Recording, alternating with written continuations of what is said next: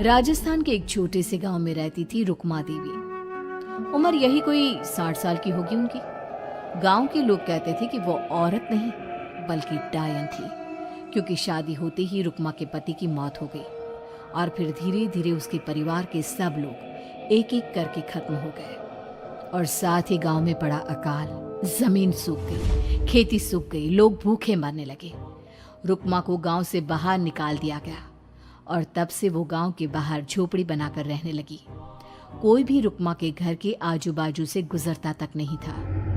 एक दिन गांव के रहने वाले रतन और उसकी पत्नी आनंदी को दूसरे गांव से आते वक्त रात हो गई और अंधेरे में रास्ता भटक के वो रुक्मा की झोपड़ी के पास जा पहुंचे।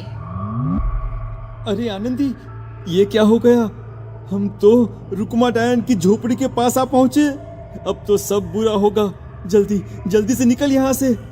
हाँ जी, सही कहते हैं आप। ये डायन हमको खा जाएगी। जल्दी भागो यहाँ से। तभी रुक्मा झोपड़ी से बाहर आती है। अरे रुको, तुम लोग यहाँ मेरी झोपड़ी में आराम कर लो और देखो, इस रास्ते पर आगे मत जाना। हाँ हाँ, हमें आगे जाने से इसलिए रोक रही है ना, ताकि हमें मार डाले तू। अरे ना ना, मैं तो तुम्हारी जान बचाना चाहती हूँ, मेरी बात तो सुनो। डर की वजह से आनंदी और रतन वहां से भाग जाते हैं, लेकिन फिर अगले दिन गांव में खबर फैलती है कि रतन और आनंदी ने अपने घर में फांसी लगाकर आत्महत्या कर ली। वजह क्या थी किसी की समझ में नहीं आया। अगले दिन गांव में जोर का तूफान आया और भयानक तरीके से किसी के रोने की आवाज गूंजने लगी। अरे भाई, लगता है उस डायन रुक्मा ने गांव पे काला जादू कर दिया है। हाँ भाई, मुझे भी ऐसा ही लग रहा है। लगता है कल आनंदी और रतन मर गए। लगता है ये उसी का किया धरा है। हमें सरपंच के पास चलना चाहिए। वो दोनों आदमी सरपंच के घर पहुंचते हैं। अरे, तुम इस वक्त यहाँ पर क्यों आए हो? जानते नहीं बाहर क्या हो रहा है? कितनी डरावनी आवाज गांव में गूंज रही है। बस मालिक, किसी तरह आ गए। पूरे गांव वालों की जिंदगी का सवाल है। अरे मालिक, ऐसे तो सब एक एक करके मर जाएंगे। तो क्या चाहते हो? क्या किया जाए? मालिक, हमें रुक्मा को मारना होगा। अरे जब तक वो डायन गांव में जिंदा रहेगी तब तक गांव में ये सब होता ही रहेगा। शायद ठीक कह रहे हो तुम लोग, मगर ये काम करेगा कौन? मालिक, अगर आप कहे तो हम दोनों मिलके इस काम को अंजाम दे दे। बस आपको हमें यकीन दिलाना होगा कि हम पकड़े नहीं जाएंगे। ठीक है, लेकिन बाहर जो आतंक का साया है उसमें तुम दोनों रुक्मा तक पहुंचोगे कैसे? हैं? क्या तुम्हें डर नहीं लगता? मालिक, आप उसकी चिंता ना करें। काल भैरव का भभूत है हमारे पास। रुक्मा तक पहुंचकर आसानी से मौत के घाट उतार देंगे उसको। हाँ, मैं भी चलूंगा तुम लोगों के साथ। उस डायन को मरते हुए देखने की बड़ी इच्छा है मुझे। सरपंच उन दोनों लोगों के साथ गांव के बाहर की तरफ चल देता है। गांव में घनघोर काली रात पसरी हुई थी और दिल दहलाने वाली चीख की आवाज माहौल को बेहद खौफनाक बना रही थी। हाथ में काल भैरव का भभूत लिए वो तीनों रुक्मा की झोपड़ी की तरफ जा रहे थे। वहां पहुंचने के बाद, ये लो खंजर और पार कर दो इस डायन के कलेजे के अंदर। मालिक, आप बस यहीं खड़े होकर नजारा देखो, आज ना बचेगी ये। हाँ मालिक, ये भभूत अब इसकी जरूरत नहीं है। मैं इसे यहाँ पेड़ की डाली पे रख देता हूँ। लौटते वक्त हमारी रक्षा करेगा। वो दोनों आदमी चुपके से सोती हुई रुक्मा देवी के ऊपर वार करते हैं। एक जोरदार चीख से वो इलाका गूंज उठता है, लेकिन अचानक रुक्मा के शरीर से जो खून बहता है उसका रंग नीला था। ये देखकर वो दोनों आदमी डर से कांपने लगते हैं। अरे अरे अरे अरे, ये क्या? अरे इसके खून का रंग तो नीला है। अरे तो क्या हुआ? डायन जो ठहरी इंसान नहीं है ये, और आज इस बात का पक्का यकीन हो गया है। मर गई चुड़ैल, मर जाने दे।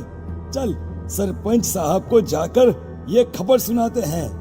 वो दोनों जैसे ही बाहर आए, उन्होंने देखा सरपंच की लाश पेड़ पे लटकी हुई थी। ये देखकर वो दोनों डर के मारे चीखते हुए वहां से भागे, लेकिन तभी एक बेहद डरावनी औरत उनके सामने आकर खड़ी हो गई। कहाँ जा रहे हो? तुम्हें क्या लगा किसी का खून करके बच जाओगे तुम? कौन हो तुम? कौन हो? हमने तो डायन को मारा है, कुछ गलत नहीं किया भाई। वो डायन नहीं थी, वो इस गांव की रक्षा कर रही थी। तुम कौन हो और तुम्हें कैसे पता वो कौन थी? उसने रतन और आनंदी को मार डाला। रतन और आनंदी को मना किया था रुक्मा ने इस रास्ते से आगे जाने से, पर वही दोनों माने नहीं और उन दोनों ने मुझे देख लिया था, इसलिए उनका मरना तो तय था। क्या मतलब तूने मारा था और हम समझ रहे थे कि रुक्मा ये सब कर रही है। अरे वो तो मेरे कब्जे में थी, रोज अपने खून का चढ़ावा देकर इस गांव को बचा रही थी, तभी तो उसका खून नीला पड़ गया था। लेकिन तुमने तो उसे मारकर मेरा काम आसान कर दिया। अरे नहीं नहीं, हम नहीं मानते कि ये सच है।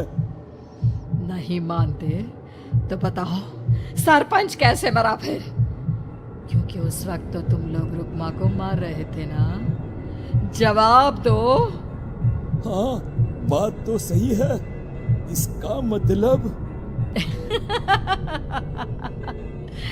इसका मतलब अब तुम लोगों ने अपनी मौत को खुद दावत दी है, क्योंकि जो तुम लोगों को बचाने की कोशिश कर रही थी वो तो अब रही नहीं। अरे लेकिन कौन है वो जो हम लोगों को मारना चाहता है? आत्मा, रुक्मा के घर वालों की आत्मा। वो लोग कोई आम आदमी नहीं, खूनी भेड़िए थे और रुक्मा ने उनका ये राज जान लिया था। रुक्मा के अंदर शक्तियां थी जिसके चलते उसने उन सबको खत्म कर दिया। क्या? अरे लेकिन पूरा गांव तो समझ रहा था कि रुक्मा अपने घर वालों को खा गई। खा रुक्मा नहीं, मैं आ गई। क्योंकि असली डायन मैं हूं और अब कोई नहीं बचेगा इस गांव में, कोई नहीं। भागो तुम दोनों। वो दोनों आदमी पागलों की तरह भागते हुए गांव पहुंचते हैं। वहां देखते हैं कि पूरा गांव खुद की नदी बन चुका था। हर तरफ लाशें ही लाशें पड़ी थी और रुक्मा के मरे हुए घर वाले उन लाशों को खा रहे थे। कुछ देर के बाद उन दोनों का भी वही हाल हुआ।